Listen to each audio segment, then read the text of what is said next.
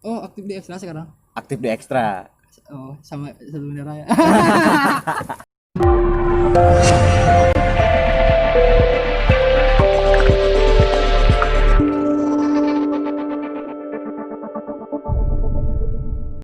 Hai, balik lagi di konten. Ini konten baru sih sebenarnya, sebatas ngobrol. Udah lama sih. Udah lama. Nggak, sebenarnya saya tuh nggak upload YouTube tuh udah lama. Awalnya kan pernah saya ngobrol sama Pak Gani. Ya, setahun yang lalu itu. Setahun yang lalu Setahun kan. yang lalu. Nah, cuman sekarang saya itu membuat konten hanya sebatas ngobrol, hanya ingin ngobrol gitu. Ngobrol apa aja bebas. Ngobrol apa aja. Sebenarnya kan sekarang di zaman sekarang kan media ini apa ya? Merajalela, bukan merajalela sih. Jadi sumber utama media utama bersosial.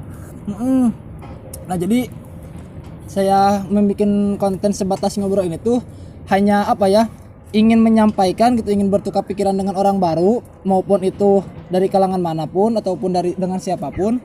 Cuman ya sayang gitu kalau misalkan nggak dipublikasikan. Ini hanya untuk ini kan, kalau misalkan YouTube saya kan, Ya, kalau misalkan YouTube saya kan hanya untuk pribadi. Nah, jadi Pak Gani ngapain aja nih sekarang? Pertanyaan klasik anjing. Pertanyaan Nggak, klasik. pertanyaannya nggak gitu Pak anjing. Pertanyaannya klasik. nggak gitu anjing. Pertanyaan itu sih. Tapi itu namanya temen kan, kalau ketemu kan pasti bro sibuk apa sekarang dan lain sebagainya ya. Kalau sekarang sih ya, kemarin setelah tahun lalu bergiat di politik kampus gitu ya, dan akhirnya kalah. Sekarang saya ya berkegiatannya selain akademik tentunya membereskan tahap akhir, sama. juga mengemban amanah lah di organisasi Ekstra gitu. Paling itu sih kegiatannya. Oh, aktif di Ekstra sekarang. Aktif di Ekstra. Oh, sama sebelumnya Raya.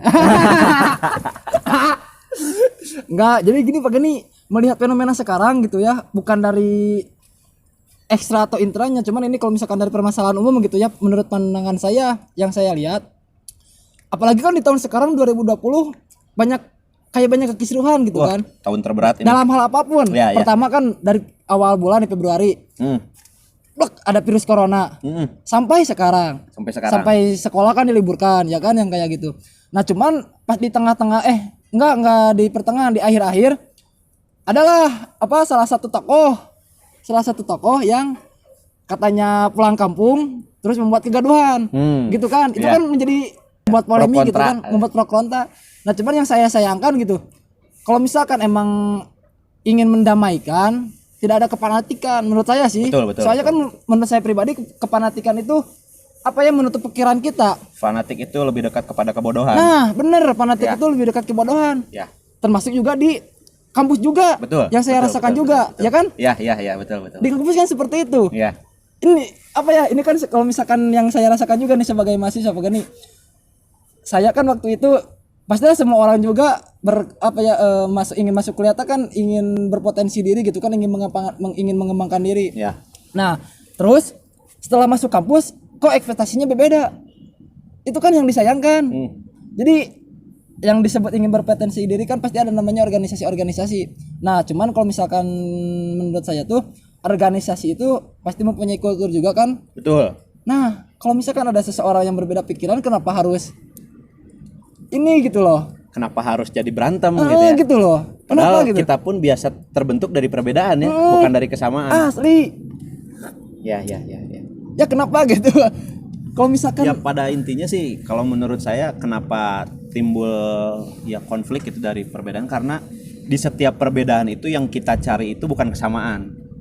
Jadi dulu kalau menurut saya ya, Indonesia itu bisa merdeka pertama karena perbedaan. Dari perbedaannya ini, tapi kenapa kok beda tapi bisa bersatu terus merdeka gitu? ya. Karena yang dicarinya kesamaan. Kesamaannya apa?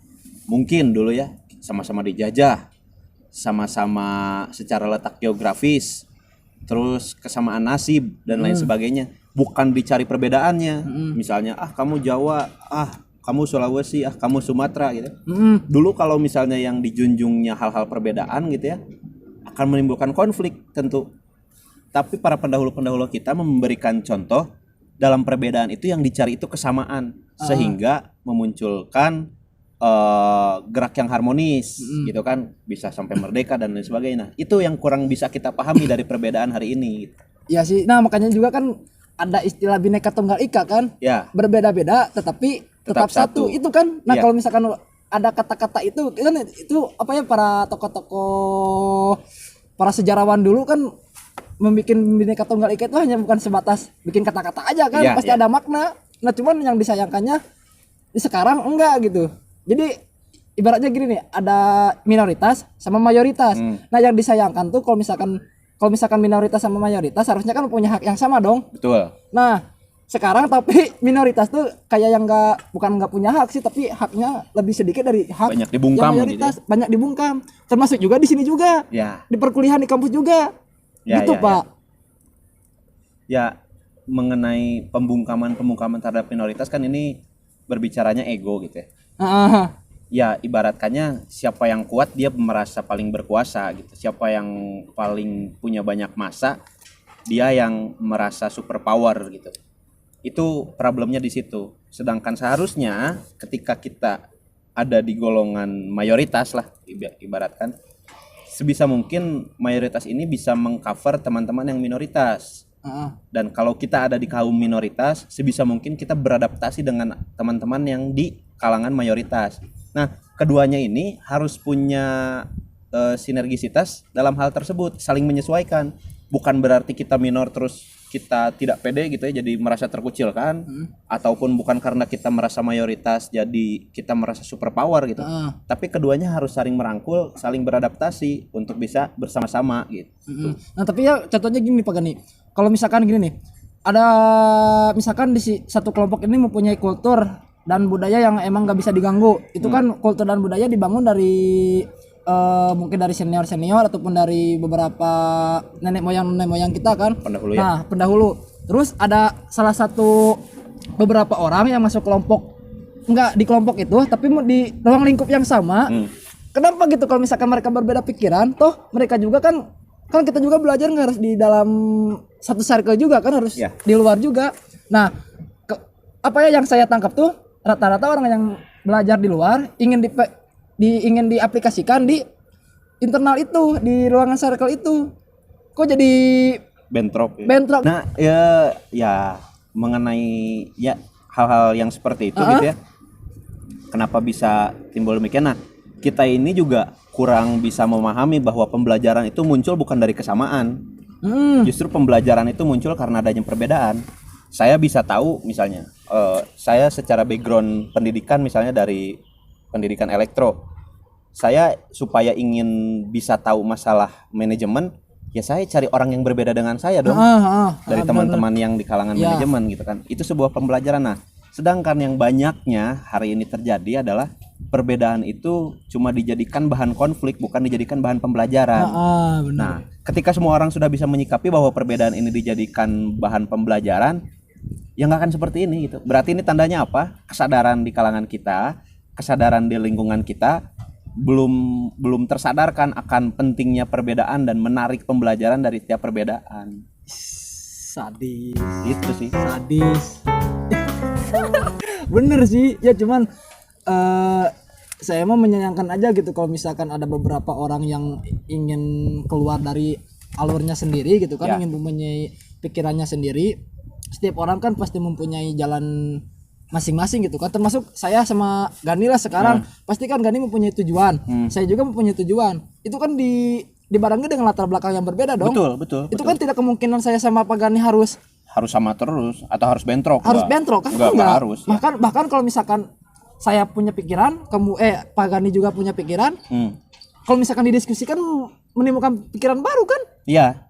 Itu kan? Itu maksudnya itu tidak dipahami secara mendalam. Contoh kecilnya gini lah. Pemuda-pemuda Indonesia banyak yang belajar ke luar negeri gitu ya. Belajar di luar negeri sesuai dengan bidang keahlian. Lalu di sana juga kan mereka juga pasti belajar masalah kultur, belajar masalah budaya gitu. Ketika datang kembali ke Indonesia, kenapa mereka dielu-elukan gitu kan, karena wah ini orang yang pintar apa dan segala rupa gitu ya.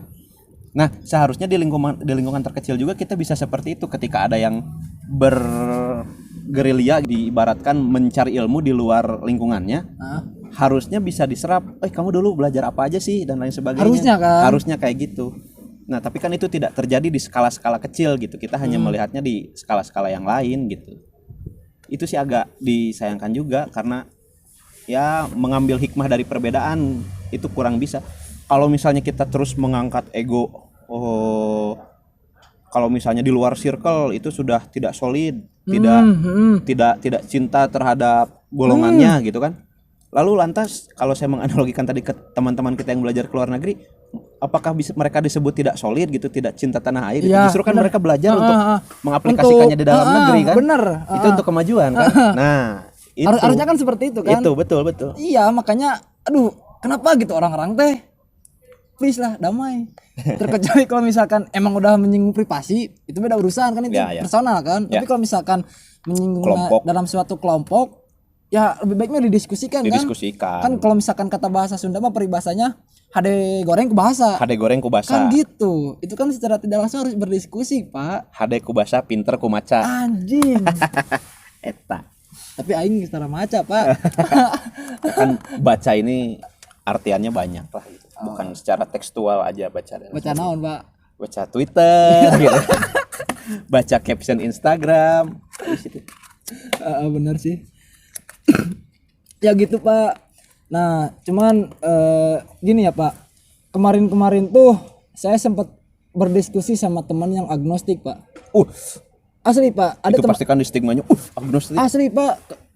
Jadi gini, Pak. Kan teman saya tuh orang Bali yang agnostik. Kan agnostik itu seseorang yang mempercayai Tuhan, akan tetapi tidak percaya akan agama. Ya. Nah, saya kan sempat ngobrol gitu, kenapa teman saya gitu sampai menjadi seorang agnostik. Beliau gini bilangnya, awalnya saya mempunyai salah satu agama, beliau nggak menyebutkan agama apapun ya, cuman dari semua agama yang saya pelajari, saya kan orangnya ingin mencari gitu kan, maupun dari Islam, Kristen, Buddha, Hindu dan yang lainnya.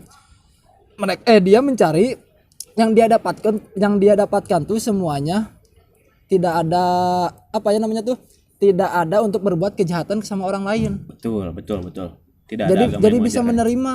Nah, sedangkan menurut dia juga semua agama kan tidak mengajarkan kejahatan. Betul. Malahan semua agama tuh mengajarkan untuk kebaikan dan kedamaian, cinta kasih. Ya. Itu, Pak. Wah, saya bukan masuk ini agnostik ya. Gitu kan, keyakinan juga insya Allah lah. Gitu, Pak. Ya, saya juga kalau misalkan saya mempunyai pikiran yang sempit ataupun saya mempunyai fanatik dalam diri, tidak mungkin dong saya bisa ngobrol dengan orang yang seperti itu. Tidak akan mungkin tidak akan menutup kemungkinan kan?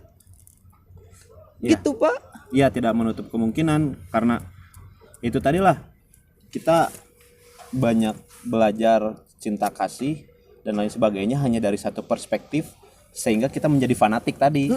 Makanya dari fanatik itu kan dekat kepada kebodohan gitu ya. Dari terlalu cinta, terlalu sayang gitu ya. Terlalu cinta atau terlalu sayang kan nanti apa-apa dilakuin, apa-apa diturutin, padahal belum tentu benar, belum tentu baik gitu kan.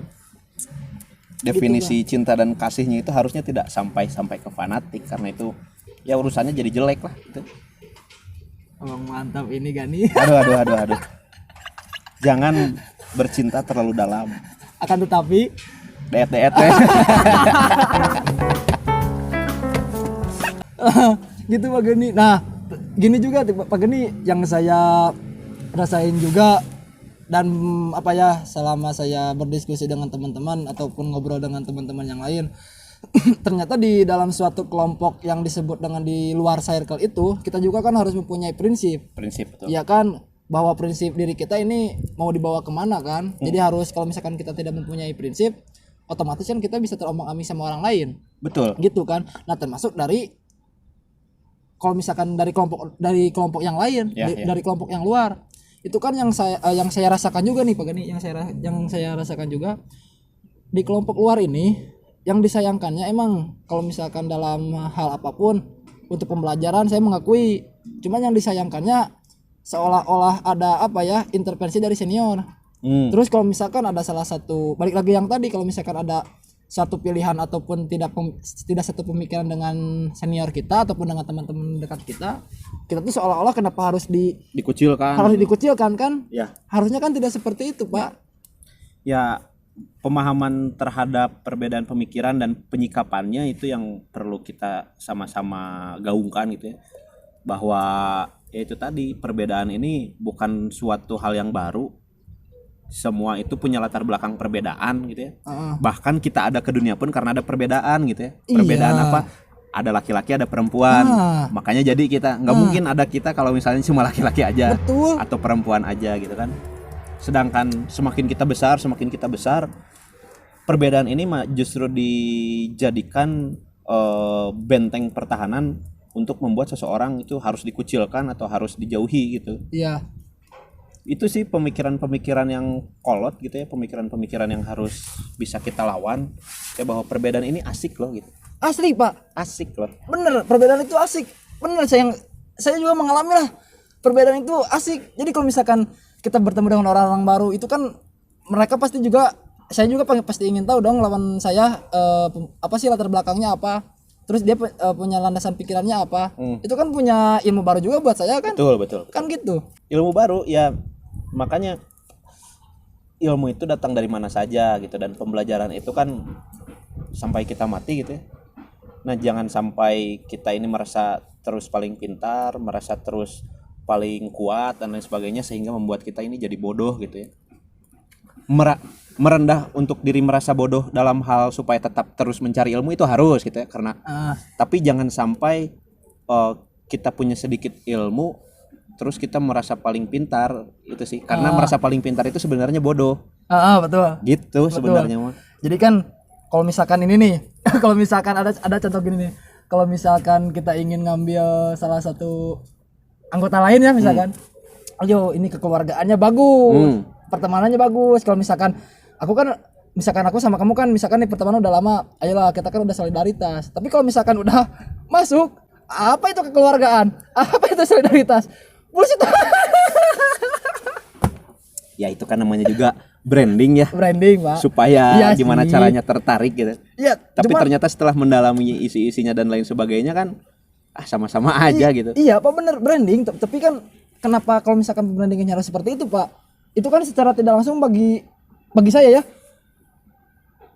Bukan membodohi sih, tapi membohongi. Membohongi ya. Secara tidak langsung itu secara membohongi. Tidak langsung kan membohongi. Kalau misalkan di awalnya ada kekeluargaan kah atau hana pertemanan dan solidaritas, tapi pas kenyataannya salah satu itu udah masuk ke kelompok kita, tidak ada namanya kekeluargaan, tidak ada namanya solidaritas. Kan itu pasti ada rasa kekecewaan pada dari seseorang. Nah, itu makanya itu kan secara tidak langsung kebohongan kan? Kadang-kadang itu juga masalah kita tidak bisa menerima kejujuran gitu ya. Misal nih gitu ya, ayo sini berteman sama aku baik loh, aku banyak uang loh, aku bisa membuat kamu bahagia loh gitu ya. Tapi pas berteman ternyata enggak, pasti kecewa kan. Pun juga misalnya dengan halnya aku nggak punya apa-apa, kalau berteman sama kamu kayaknya aku nggak bisa ngasih apa-apa, seseorang juga akan belum tentu bisa menerima kejujuran. Nah makanya sebisa mungkin kita itu baik atau buruknya kita harus tetap bisa menerima kejujuran, supaya apa? Supaya yang timbul itu bukan kebohongan-kebohongan lagi. Betul. Gitu. Betul, Pak. Cuman bagi saya tetap kalau misalkan ada yang lain-lain ataupun dari kelompok ataupun dari seseorang untuk membrandingkan sesuatu, lebih baik kejujuran. Betul. Itu apa bedanya, Pak, kalau misalkan kita dengan beberapa bisa dibilang beberapa selebgram, mereka kan disponsori untuk memasarkan. Iya. Itu belum tentu loh si selebgram itu memakai produk itu. Kopi ini rasanya enak sampai mau meninggal, nggak taunya pas diminum sehat-sehat aja. Itu apa kan bedanya pas seperti itu, Pak? Berbohong. Ya, apa bedanya dengan itu? Ya itulah manusia gitu ya, selalu tertarik dengan hal-hal yang sifatnya bohong gitu. Bohong di sini kan dibungkusnya bisa dengan entertain, bisa dengan kelompok, bisa dengan agama, suku, ras dan lain sebagainya. Begitu pokoknya. Ya jadi gitu, Pak. Ke saya mah kenapa gitu kalau misalkan pengemasan brandingannya bukan iming sih, tapi nggak jujur secara ini gitu. Ya. Dan ini, Pak, yang disayangkan juga kan pasti setiap orang juga mempunyai tujuan yang beda-beda tadi juga kan, punya tujuan yang beda-beda. Tapi kalau misalkan udah ada dalam satu circle, kenapa harus disamaratakan? Bagi saya itu nggak fair dong, Pak. Nggak fair ya. Nggak fair bagi saya. Bagi bagiannya gimana? ya memang itu nggak fair, tapi gimana ya menyikapinya, sebenarnya balik lagi ke penyikapan setiap orang sih. Kalau kita mau pakai perspektif mana, cuma kan ya bumi ini kan atau kehidupan ini cenderung pada kehancuran gitu ya, karena ada kehidupan lagi setelah dari bumi ini gitu ya. Makanya manusia ini berbondong-bondong untuk melakukan kehancuran gitu sebenarnya. Tugas kita ya itu tadi, tetap menyadarkan, tetap merawat akal, merawat nurani gitu ya, supaya bisa terus berbicara dalam kebenaran. Sadis sih. Ini juga obrolan saya dengan Ijay kan belum tentu menemukan titik temu gitu, tapi setelah kita pulang kan misalnya seenggaknya ternyata dari obrolan tadi itu ini kepikiran dan lain sebagainya. Nah pembelajaran seperti itu yang harus kita ambil gitu. Nggak mesti gitu selalu harus berbuah kepada sebuah hal yang dipaksakan gitu. Cuma setidaknya dari apapun hasil yang kita terima dari semesta gitu, entah itu bentuknya obrolan, angin yang berhembus, daun yang jatuh, ada pembelajaran di dalamnya yang bisa kita ambil gitu. Itu sih. Ampun, indie banget. Sore-sore emang jadi makin pintar. Coba kuliah tuh jam segini ya. Anjing Pak, enak banget. Di luar tapi jangan di kelas. Kapan lulus Pak?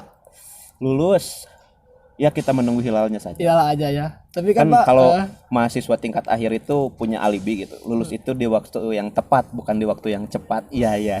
Bukan di waktu yang salah juga itu lagunya. Firsa Besari. Tapi bener Pak, kalau misalkan mengerjakan skripsi ataupun mengerjakan apapun itu dari kemauan. Iya, betul. Bukan dari paksaan. Ya. Soalnya kalau misalkan kita emang benar-benar mau, kita juga pasti mengerjakan kan. Tapi saya juga tidak menyalahkan bahwa kemalasan itu adalah dari kebodohan. Justru kemalasan itu bagian dari kita sebagai manusia. Sebenarnya bukan kemalas sih, tapi karena kita punya tujuan masing-masing. Ada orang yang pengen lulus cepat karena tujuannya supaya bisa langsung melamar kerja, dapat kerja misalnya. Ada orang yang kuliahnya agak lambat gitu ya, karena mungkin dia ingin menikmati masanya sebagai mahasiswa mungkin, atau karena dia juga mampu secara finansial mungkin kan. Tujuannya beda-beda ya, jangan disamaratakan, jangan dijudge. Yang penting kita tetap mengingatkan tugas-tugasnya sebagai misalnya contoh mahasiswa diselesaikan gitu kan. Yang penting kan menyelesaikan. Karena kedepannya kita berbaur di dalam kehidupan bermasyarakat, belum tentu yang lulus cepat itu bisa yang paling sukses atau yang paling punya kematangan gitu ya. Tapi belum tentu juga yang lama ini juga bisa dapat itu gitu. Makanya yang penting secara tujuan kita dapat, secara hubungan antar personal kita juga tetap saling mengingatkan. Tujuannya apa Pak? Tujuannya adalah dulu ingin kuliah itu kan ingin menikmati masa muda, dan ternyata ketika menjadi mahasiswa itu nikmat sekali gitu ya, jadi pemuda dengan titel mahasiswa gitu. Ada ini ya, ada apa namanya? Ada ya. Kalau misalnya udah lulus gitu ya, contoh datang gitu, ini apa sekarang misalnya udah kerja apa belum, bla bla bla. Tapi kalau mahasiswa kita punya bargaining position yang oke lah. Walaupun mungkin ditanya kapan lulus dan lain sebagainya, itu mah normal lah. Cuma kan bargain kita sebagai mahasiswa itu enak itu, makanya ini masa kuliah ini bakal jadi kan? masa yang paling dinikmati dan paling sulit dilupakan. Sadis. Nah jadi gitu Pak Gani, ya teman-teman, jadi gitu obrolan yang saya obrol sama Gani ini hanya konten sebatas kan, namanya juga sebatas ngobrol. Saya ingin ngobrol sama ya orang siapapun dan sekarang sama Gani. Yang dibahas pun itu nggak ada konteksnya kemana-mana gitu kan, cuma ini dari permasalahan mungkin dari saya ataupun dari Gani gitu kan, hanya ingin sebatas bertukar pikiran, itu aja sih, ingin sharing aja. Selama ini kita sering ngobrol apa sih ya, mungkin banyak hal yang dibahas gitu, cuma salah satunya ini supaya teman-teman juga tahu. Ya paling itu aja penutupnya, mungkin nggak harus hai guys, udah dulu ya, nggak ada. Jangan lupa main ke kampus lagi kawan-kawan mahasiswa, dan jangan lupa bagi gajiannya teman-teman yang sudah bekerja. Iya, udah. Kopi dulu. Dadah.